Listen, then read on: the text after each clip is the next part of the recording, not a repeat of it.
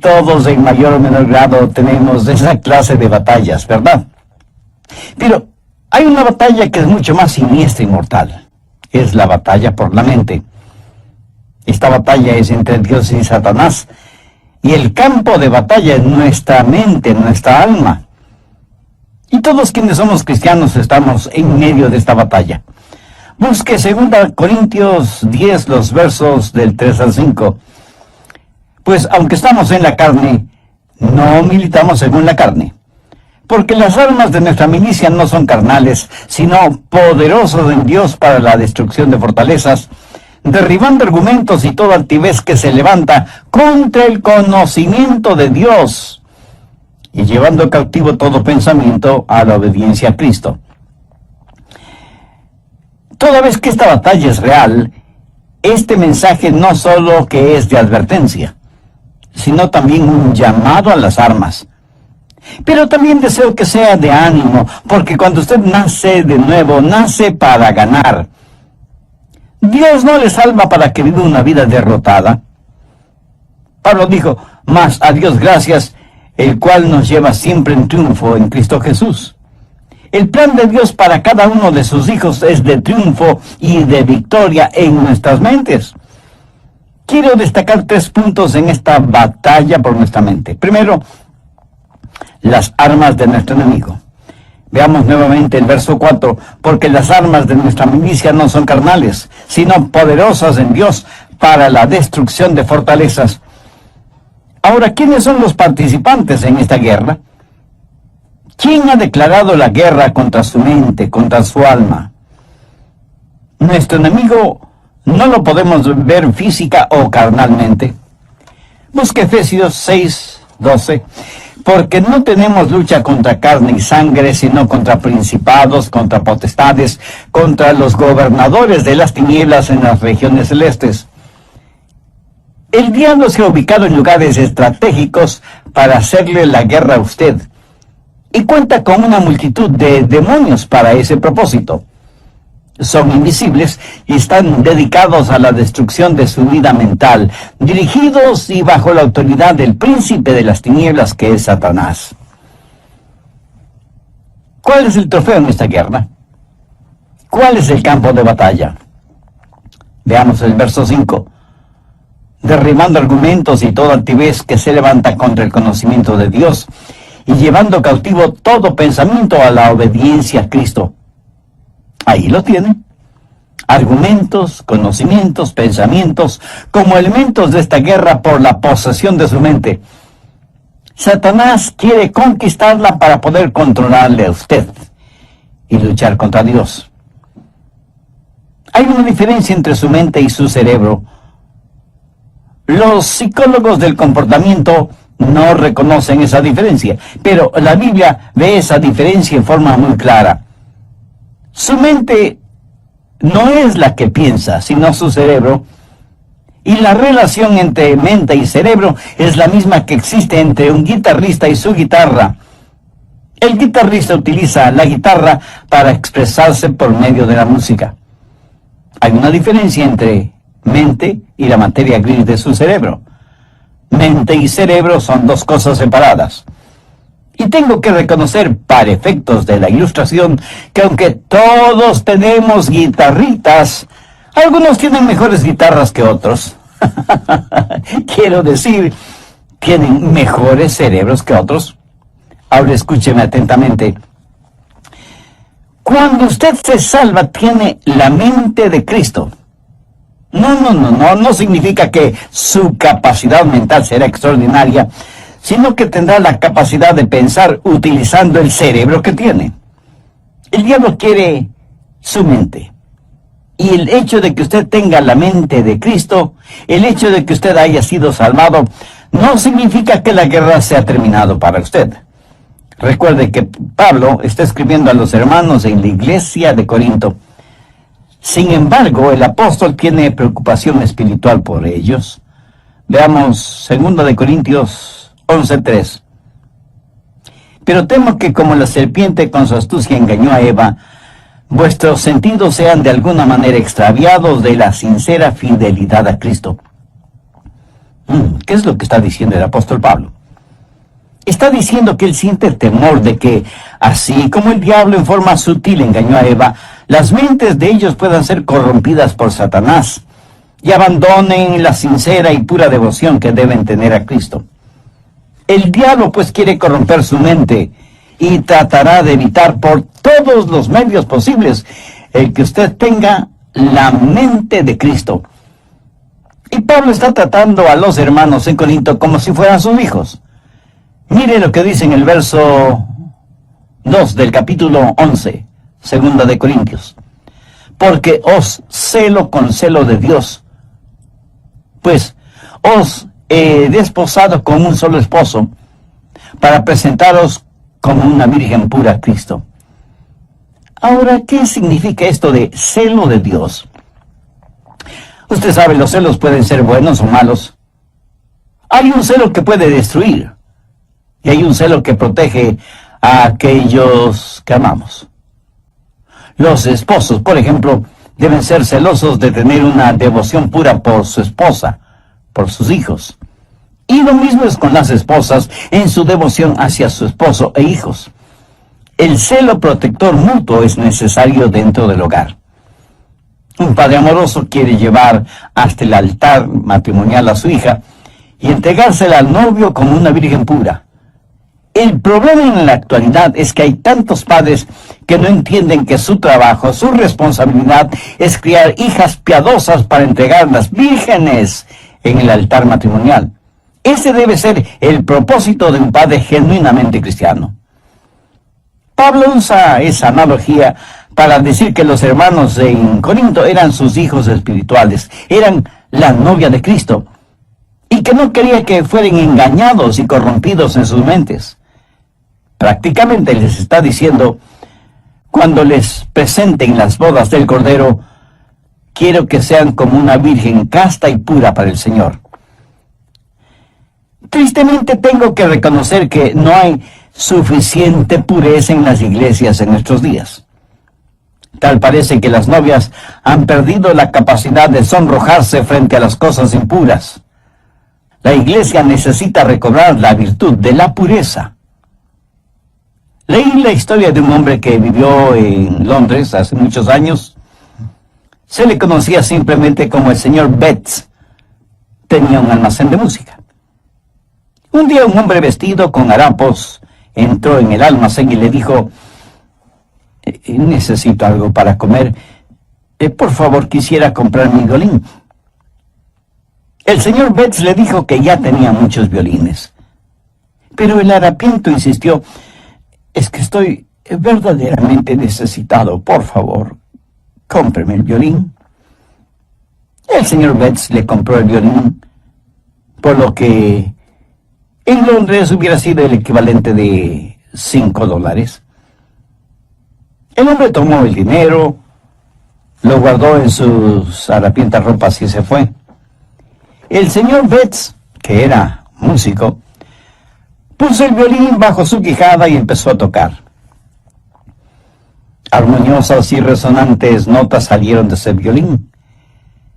El señor Betts se sorprendió de la calidad del sonido del violín y con la ayuda de una vela trató de ver su interior y pudo distinguir dos palabras: Antonio Stradivarius. Y se dio cuenta que tenía un verdadero tesoro en sus manos. Y el hombre de harapiento se lo había vendido por el equivalente de $5. El señor Betts era un hombre bueno y honesto. Salió a buscar al hombre harapiento, pero nunca lo encontró. Muchos años después, el señor Betts vendió ese violín por $5,000. En la actualidad, un violín Stradivarius cuesta una verdadera fortuna. Ahora haga la analogía. Algunos jóvenes se venden muy barato cuando permiten que sus cuerpos se conviertan en sucios objetos de placer sexual, en vez de cuidarse y guardarse para aquella persona con la cual se casará.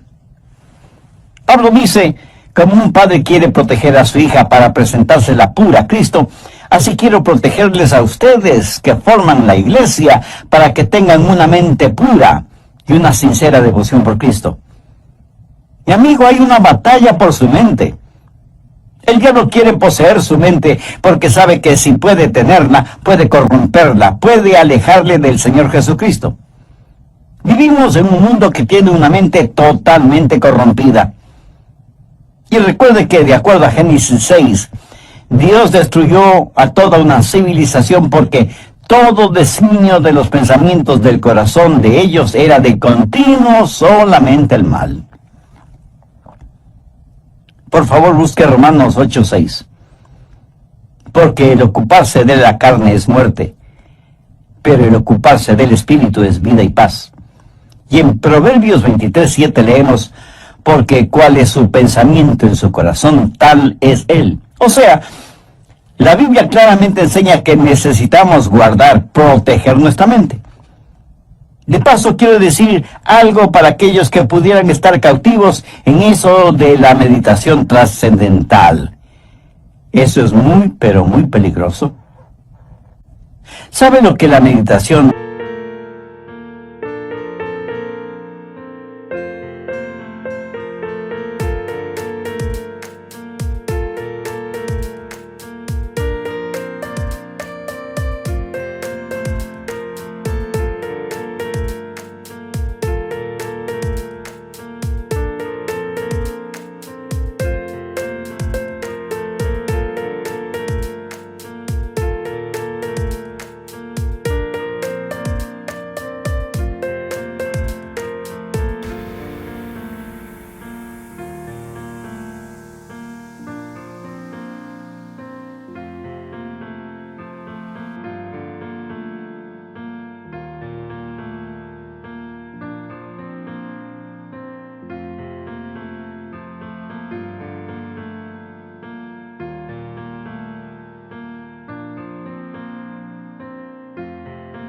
trascendental hace?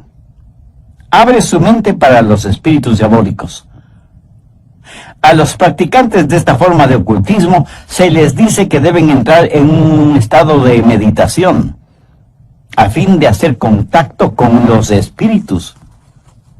Mi amigo, eso es como irse por la noche a la cama después de abrir todas las ventanas y todas las puertas y esperar para ver qué o quién entra en su casa. Y usted dice, espero esta noche hacer contacto. Sí, a lo mejor hace contacto, pero con espíritus diabólicos. Su mente debe estar fija, firme en el Señor Jesucristo. El profeta Isaías dijo, tú guardarás en completa paz a aquel cuyo pensamiento en ti persevera. El diablo quiere su mente para continuar con su guerra contra Dios. Y Dios quiere su mente porque es por medio de ella que Dios le habla, le alcanza.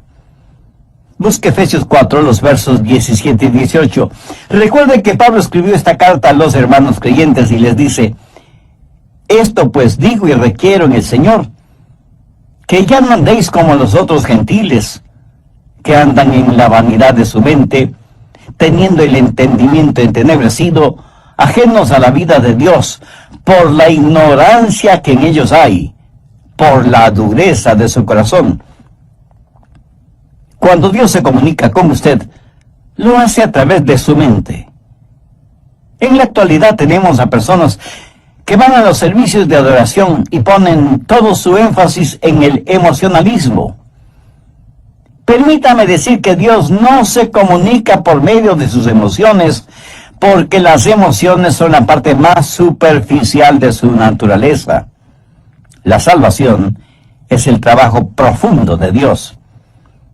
La gente se emociona con el ritmo de la música, se les pone la piel de gallina y dicen que han tenido una experiencia con Dios, cuando la verdad es que solo han tenido un hipo emocional. Dios se comunica por medio de la mente, y no estoy hablando de un racionalismo o intelectualismo, hablo de que Dios se revela en su mente, y que Dios nos cambia, empezando con nuestra mente. En Efesios 4:23 Pablo dice, y renovaos en el espíritu de vuestra mente. Ahora, ¿cómo Dios le renueva a usted? En el espíritu de su mente.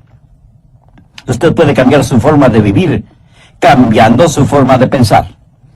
Por eso en Romanos 12:12 el apóstol dice, no os conforméis a este siglo, sino transformaos por medio de la renovación ¿de qué? De vuestro entendimiento. Y aquí la palabra entendimiento significa mente. O sea que Pablo está diciendo que debemos ser transformados por medio de nuestra manera de pensar. Dios se comunica con usted por medio de su mente. Dios le cambia por medio de su mente. Y Dios le controla por medio de su mente. Recuerde lo que dice Romanos 8:6. Porque el ocuparse de la carne es muerte, pero el ocuparse del espíritu es vida y paz. Dios nos controla cuando le permitimos que controle nuestra mente. Y eso es exactamente lo que quiere hacer Satanás, controlar nuestra mente para poder controlarnos a nosotros. Por lo tanto, la batalla por nuestra mente es real. Segundo, la debilidad de nuestra carne. Y es muy importante el entender esto. En nuestra propia carne, todos somos débiles. 2 Corintios 10:3 dice, pues aunque andamos en la carne, no militamos según la carne. En otras palabras, su carne, o sea, su estado natural, de ninguna manera tiene lo que se requiere para tener un proceso mental correcto. Y porque vivimos en la carne, todos tenemos problemas, desilusiones, enfermedades, todos experimentamos las cosas mundanas de la vida. Y no piense que porque usted es ya salvo, va a vivir en un planeta diferente, inmune a las realidades de la vida en la tierra. Algunas personas se encierran en monasterios pensando que así vivirán vidas santas. Se cuenta de un hombre que decidió entrar en un monasterio cuya regla principal era el silencio. Podían decir solo 2 palabras al año. Al cumplir el primer año fue llamado por el superior del monasterio, quien le dijo, ya tienes un año aquí y puedes decir tus 2 palabras. Y el hombre simplemente dijo, cama dura. Después del segundo año, sus 2 palabras fueron, mala comida. Al tercer año, y frente a su superior, dijo, me voy. Y su superior le contestó, está muy bien que te vayas, porque en los 3 años que has estado aquí, lo único que has hecho es quejarte. Aunque vivimos en la carne, no es contra los partidos políticos, ni contra la oficina de impuestos, ni contra Hollywood, ni contra suegros, especialmente las suegras. La batalla de la mente es contra Satanás, y usted nunca podrá ser más listo que el diablo. Él se burla de nuestros esquemas, ridiculiza nuestras organizaciones, y aunque muchas personas piensan que esta batalla puede ser ganada por medio de la educación, eso no es cierto. Ahora escúcheme, de ninguna manera yo estoy en contra de la educación. Pero si usted educa a una persona que no conoce al Señor Jesucristo, lo único que hará es tener una persona más peligrosa, porque seguirá siendo un diablo, pero bien educado. Antes de ser salvo, yo tuve un amigo que era alcohólico y asistió a varios programas para rehabilitarse, pero luego aceptó al Señor Jesucristo como su Salvador, y esto es lo que él me compartió. Yo asistí a esos programas sin conocer al Señor Jesucristo. Era un borracho consuetudinario, y de esos programas salí siendo todavía un borracho, pero ahora tenía educación. Lo ve, la educación no es la respuesta. Pero tampoco la legislación es la respuesta para la mente. Las armas de nuestra guerra no son carnales. ¿Cree usted que las leyes pueden controlar la forma de pensar de los seres humanos? En la actualidad estamos tratando de tener leyes para controlar lo que pensamos. La ley castigará toda manifestación de odio, verbal o físico. Sin embargo, ninguna legislación puede obligarnos a amarnos unos a otros o a odiarnos unos a otros. Las leyes solo pueden restringir la maldad, pero no pueden impulsar la bondad.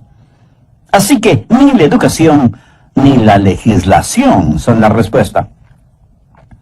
El medio ambiente tampoco es la respuesta. Pablo dice que las armas de nuestra guerra no son carnales, y la educación, la legislación y el medio ambiente son métodos carnales. Esas son cosas que la gente puede hacer sin el Señor Jesucristo. ¿Cree que si usted tiene un mejor medio ambiente, eso cambiará su manera de pensar? Bueno, solo quiero que recuerde que Adán y Eva se metieron en problemas estando en el jardín del Edén. Y usted no puede pedir mejor medio ambiente que ese, ¿no le parece? Sin embargo, ellos fueron engañados porque Satanás manipuló sus mentes. En una institución mental estaban tratando de determinar si ciertos pacientes estaban listos para ser dados de alta. Los pusieron en un cuarto, abrieron las llaves del lavabo hasta que el agua se desbordó, les dieron unos trapeadores y les dijeron que debían limpiar el cuarto. Si ellos empezaban a usar los trapeadores sin cerrar las llaves del agua, no estaban listos para ser dados de alta. ¿Sabe que eso es lo que estamos haciendo en nuestra sociedad? Estamos tratando de limpiarla sin cerrar el flujo de agua. El problema está en nuestra mente, porque como pensamos, así somos. Y es de la mente, del corazón, que salen los actos de nuestra vida. En Lucas 6:45 leemos: el hombre bueno del buen tesoro de su corazón saca lo bueno, y el hombre malo del mal tesoro de su corazón saca lo malo, porque de la abundancia del corazón habla la boca. Tercero, las armas de nuestra batalla. Segunda de Corintios 10:4, porque las armas de nuestra milicia no son carnales, sino poderosas en Dios para destrucción de fortalezas. En los días de Pablo había una batalla. En un extremo estaba Pablo, y en el otro extremo el Imperio Romano.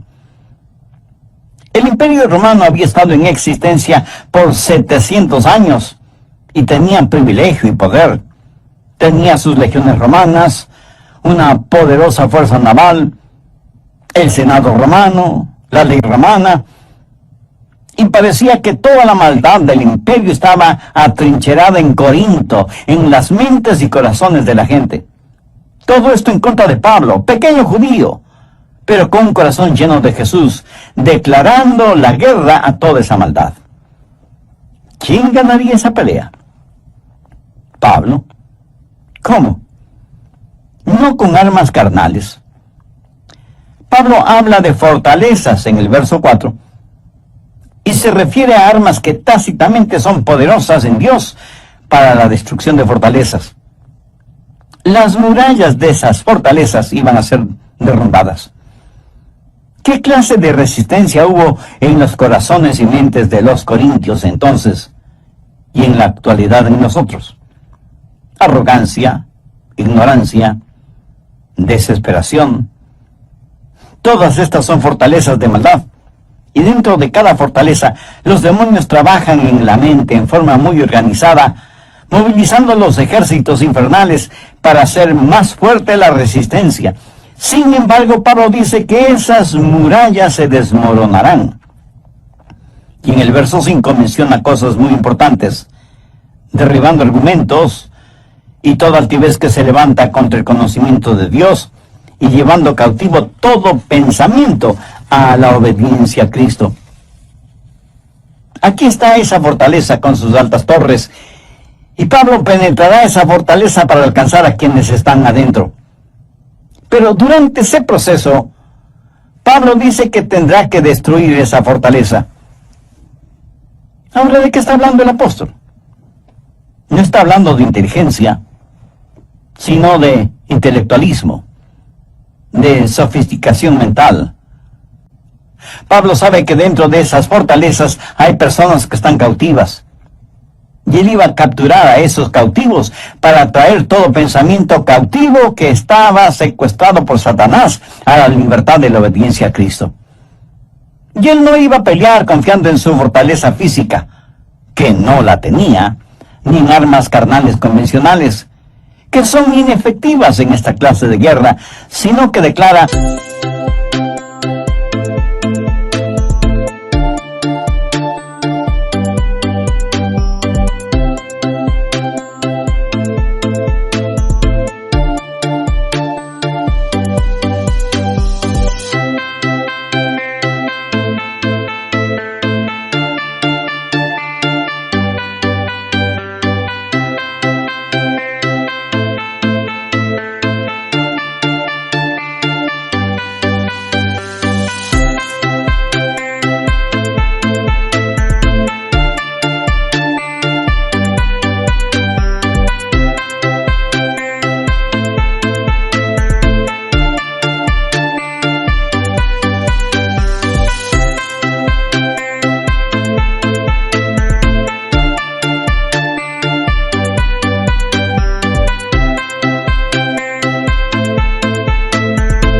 porque las armas de nuestra milicia no son carnales, sino poderosas en Dios para la destrucción de fortalezas.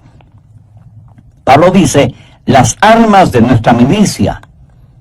¿Y cuáles son esas armas? En primer lugar, la soberanía de su comandante. Mire lo que dice en el verso 7. Miráis las cosas según la apariencia. Si alguno está persuadido de sí mismo que es de Cristo, esto también piense de sí mismo, que como Él es de Cristo, así también nosotros somos de Cristo. En otras palabras, Pablo dice que pertenecemos a Cristo. Él es nuestro comandante supremo. En Potsdam, durante la guerra, los japoneses le dijeron a Inglaterra y a los Estados Unidos que no se rendirían. Los aliados le dijeron a Japón, si no se rinden, les eliminaremos, les haremos desaparecer. Iremos contra ustedes con fuerza devastadora. Los japoneses dijeron, pelearemos contra ustedes. Las fuerzas aliadas bombardearon Hiroshima y Nagasaki con las primeras bombas atómicas utilizadas en la guerra. Los japoneses se rindieron después de que prácticamente casi fueron borrados de sobre la faz de la tierra. Satanás ha estado tratando de hacer hasta lo imposible para ganar esta guerra que tiene contra Dios. Cuando el Señor Jesucristo murió en el Calvario, fue como si hubiera dejado caer una bomba atómica sobre el diablo. Jesús dijo, ahora es el juicio de este mundo, ahora el príncipe de este siglo será echado afuera. Pero Jesús no solo es nuestro comandante supremo, sino que en segundo lugar tenemos su autoridad para hacer aquello que nos ha mandado hacer. En el verso 8 Pablo dice, porque aunque me gloría algo más todavía de vuestra autoridad, la cual el Señor nos dio para edificación y no para vuestra destrucción, no me avergonzaré. Aquí el apóstol está hablando de autoridad. ¿Pero qué es autoridad? Es el derecho legal de actuar en representación de otra persona. Jesús, quien ganó la guerra, nos ha dado ese poder legal. David con su pequeña onda y Dios se enfrentó al gigante Goliat y lo mató. Yo francamente preferiría tener una pequeña onda y la ayuda de Dios que la espada de Goliat sin Dios. Jesús nos da esa autoridad. Anote al margen Lucas 10, los versos 19 y 20, que registran las siguientes palabras del Señor Jesús. He aquí os doy potestad de hollar serpientes y escorpiones, y sobre toda fuerza del enemigo, y nada os dañará. Pero no os regocijéis de que los espíritus se os sujeten, sino regocijaos de que vuestros nombres están escritos en los cielos. Jesús dice que como hijos suyos tenemos poder, tenemos autoridad sobre todas las huestes diabólicas, pero que no debemos envanecernos ni regocijarnos por eso. No debemos ser orgullosos de tener esa autoridad, sino que nuestro gozo verdadero debe ser el saber que nuestros nombres están escritos en los cielos. Escúcheme, no es cuánto sabe usted sobre el diablo lo que le libera. Es su conocimiento del Señor Jesucristo lo que le dará la verdadera libertad. No hemos sido llamados a ser creyentes cazadores de fantasmas espirituales. La Biblia dice que debemos resistir al diablo, no que debemos cazarle. Así que no solo tenemos que entender, en primer lugar, que tenemos un soberano que es nuestro comandante, y en segundo lugar, que tenemos su autoridad para llevar a cabo sus órdenes, y en tercer lugar, que hay la certeza de nuestro valor, de nuestro coraje, de nuestra osadía espiritual. Veamos una vez más 2 Corintios 10, los versos del 8 al 11. Porque aunque me gloríe algo más todavía de vuestra autoridad, la cual el Señor nos dio para edificación y no para vuestra destrucción, no me avergonzaré. Para que no parezca como que os quiero amedrentar por cartas. Porque la verdad, dicen, Las cartas son duras y fuertes, mas la presencia corporal débil y la palabra menospreciable. Eso tenga en cuenta tal persona, que así como somos en la palabra por cartas, estando ausentes, lo seremos también en hecho, estando presentes. ¿Qué motivó a Pablo a escribir estas palabras? Bien, veamos brevemente el trasfondo del asunto. Algunas personas decían que Pablo siempre estaba escribiendo cartas duras y fuertes, pero que cuando él estaba presente tenía más bien un carácter débil. Decían, el león no es tan feroz como lo pintan. Y Pablo tiene que asegurarles que tanto como era fuerte y duro en sus cartas, lo mismo sería en forma personal cuando estuviera entre ellos. Pero les dice algo más, que pertenecía a Cristo y que Cristo había ya ganado las batallas por él, que Cristo mismo le había dado autoridad y que debido a esas circunstancias tenía el valor y el poder para ganar esta batalla de la mente. Por favor, escúcheme con atención. Lo que usted piense, eso es lo que será. Chuck Swindoll está en lo correcto cuando afirma que la actitud de una persona lo es todo. Una vez que usted ha recuperado la fortaleza de su mente, necesita de inmediato protegerla, resguardarla. En Proverbios 4:23 leemos, sobre toda cosa guardada, guarda tu corazón, porque de él mana la vida. En los aeropuertos de las más grandes ciudades metropolitanas del mundo, las medidas de seguridad son realmente impresionantes. Sensibles detectores metálicos avisan al personal correspondiente si usted tiene en sus bolsillos llaves, monedas o cualquier otro objeto metálico. Detectan anillos, aretes, collares, pulseras, relojes.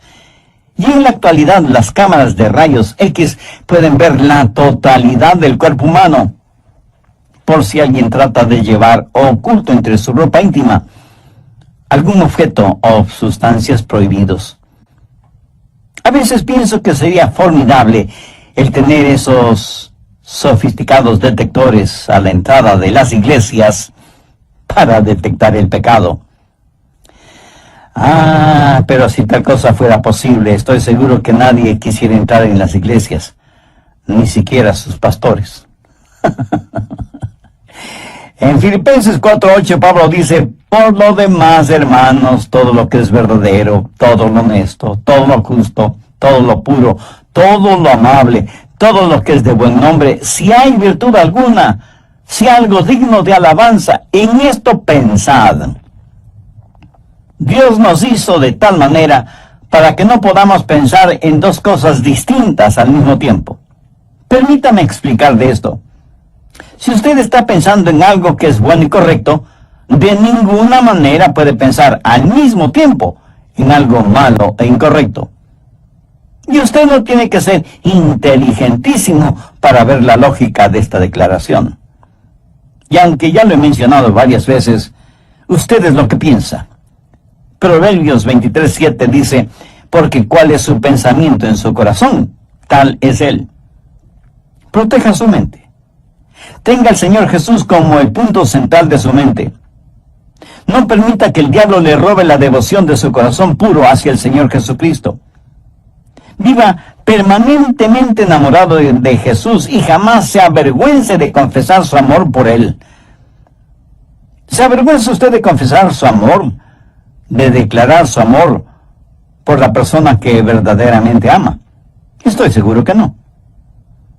Cuando sus pensamientos, su corazón están enfocados, centralizados en el Señor Jesucristo, ya no habrá espacio para pensamientos sucios, lujuriosos, malvados, orgullosos, pervertidos, que constantemente nos bombardean. Y si alguien me pregunta, Pastor Rogers, ¿cómo empiezo todo ese proceso? Bueno, gracias por su honesta pregunta.